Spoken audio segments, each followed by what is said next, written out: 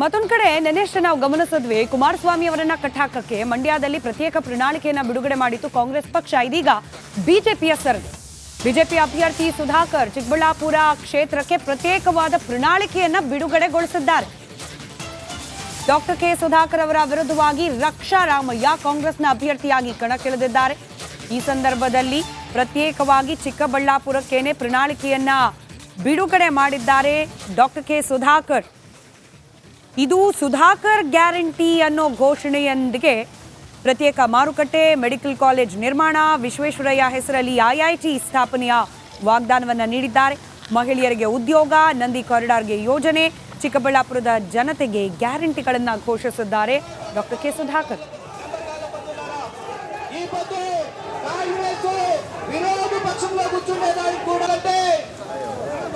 నరేంద్ర మోదీ మళ్ళీ ప్రధాని కావాలా గాడి రెండు ముందుకు పదండి ఫాస్ట్ గా పదండి. ఇంకా కార్యక్రమాలు రెడీగా ఉన్నాయి. ముందుకు బరకెళ్ళరా జೊತೆಗೆ ఈ పొద్దు కాంగ్రెస్ వాళ్ళు సొల్లు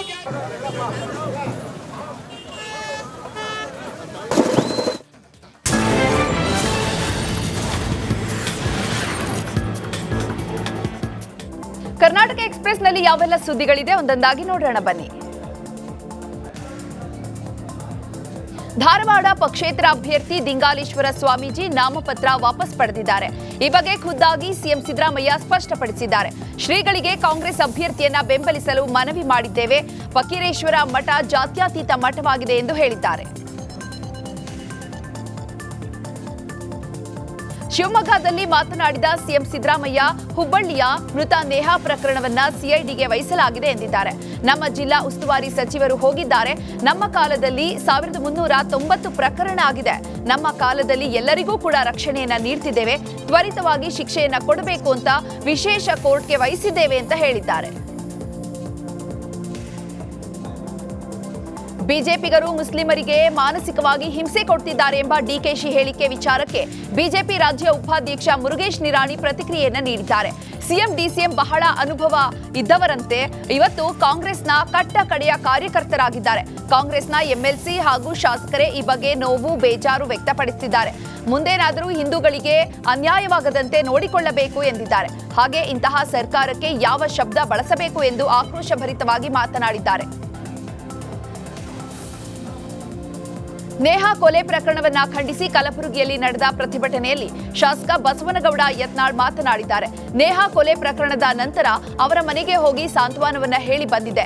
ಹಿಂದೂಗಳ ತಾಳ್ಮೆಯನ್ನ ಈ ಸರ್ಕಾರ ಪರೀಕ್ಷಿಸ್ತಾ ಇದೆ. ಯೋಗಿ ಸರ್ಕಾರ ಕರ್ನಾಟಕದಲ್ಲಿ ಬರುವವರೆಗೆ ಈ ನನ್ನ ಮಕ್ಕಳು ಲೆಕ್ಕಕ್ಕೆ ಬರಲ್ಲ ಅಂತ ಕಾಂಗ್ರೆಸ್ ವಿರುದ್ಧ ಕಿಡಿಕಾರಿದ್ದಾರೆ.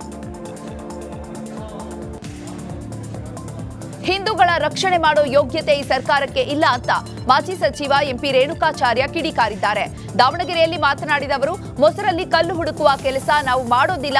ನೇಹಾ ಹತ್ಯೆ ಮಾಡಿದ ಫಯಾಜ್ಗೆ ಗಲ್ಲು ಶಿಕ್ಷೆ ನೀಡಬೇಕು ಅಂತ ಎನ್ಕೌಂಟರ್ ಮಾಡಬೇಕು. ಎನ್ಕೌಂಟರ್ ಮಾಡೋಕೆ ಸರ್ಕಾರಕ್ಕೆ ತಾಕತ್ತಿಲ್ಲ ಅಂದ್ರೆ ಗೃಹ ಸಚಿವ ಪರಮೇಶ್ವರ್ ರಾಜೀನಾಮೆಯನ್ನ ನೀಡಲಿ, ನಾವು ಎನ್ಕೌಂಟರ್ ಮಾಡಿ ತೋರಿಸ್ತೇವೆ ಅಂತ ಹೇಳಿದ್ದಾರೆ. ನರೇಂದ್ರ ಮೋದಿ ವಿರುದ್ಧ ಯತೀಂದ್ರ ಸಿದ್ದರಾಮಯ್ಯ ಕಿಡಿಕಾರಿದ್ದಾರೆ. ಮೈಸೂರಿನಲ್ಲಿ ಮಾತನಾಡಿದ ಅವರು, 70 ವರ್ಷಗಳಿಂದ ರಾಜ್ಯದಲ್ಲಿ ವಿವಿಧ ಪಕ್ಷ ಆಡಳಿತವನ್ನ ನಡೆಸಿವೆ. ಹಿಂದೂಗಳಿಗೆ ಅನ್ಯಾಯ ಆಗಿಲ್ಲ. ಬಿಜೆಪಿ ಅಧಿಕಾರಕ್ಕೆ ಬಂದ್ರೆ ಹಿಂದೂ ಮಹಿಳೆಯರ ಮಂಗಳಸೂತ್ರ ಮಾತ್ರ ಅಲ್ಲ, ಎಲ್ಲಾ ಧರ್ಮದ ಮಹಿಳೆಯರ ಮಂಗಳ ಹಾಗೂ ಮಕ್ಕಳು ಹಾಗೂ ಗಂಡಂದಿರು ತಮ್ಮ ಮಕ್ಕಳನ್ನ ಕಳೆದುಕೊಳ್ಬೇಕಾಗುತ್ತೆ. ಬಿಜೆಪಿ ಕೋಮುಗಲಭೆ ದೊಂಬಿ ಮಾಡಿ ಅವರ ಮಕ್ಕಳನ್ನ ಸಾಯುವಂತೆ ಮಾಡ್ತಾರೆ. ಒಬ್ಬೊಬ್ಬರು ಕೂಡ ಬಡಿದಾಡಿಕೊಳ್ತಾರೆ. ಸಮಾಜವನ್ನ ಪತನಕ್ಕೆ ಹೋಗುವಂತೆ ಮಾಡ್ತಾರೆ. ಮೋದಿ ಅವರು ತುಚ್ಛವಾಗಿ ಮಾತನಾಡಿದ್ದಾರೆ. ಮತೀಯ ಭಾವನೆಯನ್ನ ಕೆರಳಿಸುವ ರೀತಿ ಮೋದಿ ಮಾತನಾಡಿದ್ದಾರೆ ಅಂತ ಕಿಡಿಕಾರಿದ್ರು. ನೇಹಾ ಹತ್ಯೆ ಕೇಸನ್ನ ಖಂಡಿಸಿ ಚಿತ್ರದುರ್ಗದಲ್ಲಿ ಬಿಜೆಪಿ ಬೃಹತ್ ಪ್ರತಿಭಟನೆಯನ್ನ ನಡೆಸಲಾಯಿತು. ನಗರದ ನೀಲಕಂಠೇಶ್ವರ ದೇವಸ್ಥಾನದಿಂದ ಪ್ರವಾಸಿ ಮಂದಿರದವರೆಗೂ ಪ್ರತಿಭಟನಾ ಮೆರವಣಿಗೆಯನ್ನ ನಡೆಸಲಾಯಿತು. ನೇಹಾ ಕೊಲೆ ಮಾಡಿದ ಆರೋಪಿಗೆ ಗಲ್ಲು ಶಿಕ್ಷೆಯನ್ನ ನೀಡಬೇಕು, ಮಹಿಳೆಯರಿಗೆ ರಕ್ಷಣೆಯನ್ನ ನೀಡದ ಸರ್ಕಾರಕ್ಕೆ ಧಿಕ್ಕಾರ ಅಂತ ಘೋಷಣೆ ಕೂಗಿ ಆಕ್ರೋಶ ವ್ಯಕ್ತಪಡಿಸಿದ್ದಾರೆ. ಇನ್ನು ಪ್ರತಿಭಟನೆಯಲ್ಲಿ ಬಿಜೆಪಿ ಅಭ್ಯರ್ಥಿ ಗೋವಿಂದ ಕಾರಜೋಳ, ಶಾಸಕ ತಿಪ್ಪಾರೆಡ್ಡಿ, ಎಂಎಲ್ಸಿ ರವಿಕುಮಾರ್, ಮಾಜಿ ಸಚಿವ ಕೆಎಸ್ ಬೆಳ್ಳುಬ್ಬಿ ಸೇರಿ ಹಲವರು ಭಾಗಿಯಾಗಿದ್ದರು. ಇನ್ನು ಹಾವೇರಿಯಲ್ಲೂ ಹತ್ಯೆಯನ್ನ ಖಂಡಿಸಿ ಬೃಹತ್ ಪ್ರತಿಭಟನೆಯನ್ನ ನಡೆಸಲಾಯಿತು. ಈ ವೇಳೆ ಮಾತನಾಡಿದ ಮಾಜಿ ಸಿಎಂ ಬಸವರಾಜ ಬೊಮ್ಮಾಯಿ, ಹಾಡು ಹಗಲೇ ಕಾಲೇಜು ಕ್ಯಾಂಪಸ್ನಲ್ಲಿ ಚಾಕು ಇರಿದು ಕೊಲೆ ಮಾಡ್ತಾರೆ. ಅವರೊಬ್ಬ ಅಲ್ಲ, ಈ ರೀತಿ ಮಾಡಿದವರು ಹಲವಾರು ಜನ ಇದ್ದಾರೆ. ಇದರ ಹಿಂದೆ ವೈಯಕ್ತಿಕ ವಿಚಾರ ಅಷ್ಟೇ ಅಲ್ಲ, ಕಾಂಗ್ರೆಸ್ ಪಕ್ಷದ ಪಕ್ಷಪಾತ ಇದೆ. ಈ ಬಗ್ಗೆ ನಿಷ್ಪಕ್ಷಪಾತ ತನಿಖೆ ಆಗಬೇಕು ಅಂತ ಆಗ್ರಹಿಸಿದ್ದಾರೆ. ಚಿಕ್ಕಮಗಳೂರು ಜಿಲ್ಲೆಯ ತರೀಕೆರೆ ಪಟ್ಟಣದಲ್ಲಿ ಸಿಎಂ ಸಿದ್ದರಾಮಯ್ಯ ಕಾಂಗ್ರೆಸ್ ಅಭ್ಯರ್ಥಿ ಜಯಪ್ರಕಾಶ್ ಹೆಗಡೆ ಪರ ಮತ ಪ್ರಚಾರವನ್ನು ನಡೆಸುತ್ತಿದ್ದಾರೆ. ಎಪಿಎಂಸಿ ಆವರಣದಲ್ಲಿ ಬಹಿರಂಗ ಸಭೆಯನ್ನ ನಡೆಸುತ್ತಿದ್ದಾರೆ. ಸಭೆಯಲ್ಲಿ ಸಾವಿರಾರು ಕಾರ್ಯಕರ್ತರು ಭಾಗಿಯಾಗಿದ್ರು.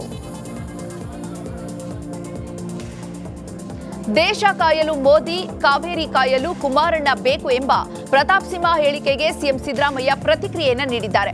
ಚಿಕ್ಕಮಗಳೂರು ಜಿಲ್ಲೆಯ ತರೀಕೆರೆಯಲ್ಲಿ ಮಾತನಾಡಿದ ಅವರು, ದೇಶದಲ್ಲಿ ಪ್ರಕ್ಷುಬ್ಧತೆ ಕ್ರಿಯೇಟ್ ಮಾಡಿರೋದು ಯಾರು? ಕಾಂಗ್ರೆಸ್ ಮತ್ತು ಭಾರತ್ ಜೋಡೋ ಪಾದಯಾತ್ರೆ ಯಾಕೆ ಮಾಡ್ತು? ಬಿಜೆಪಿ ಸಮಾಜ ಒಡೆಯಲು ಯತ್ನಿಸ್ತಾ ಇದ್ದಾರೆ. ನಾವು ಅದಕ್ಕೆ ಭಾರತ್ ಜೋಡೋ ಯಾತ್ರೆಯನ್ನ ಮಾಡಿದ್ದು. ಕಾವೇರಿಗೆ ದೇವೇಗೌಡ ಕುಮಾರಸ್ವಾಮಿ ಅವರ ಪಾತ್ರ ಏನು?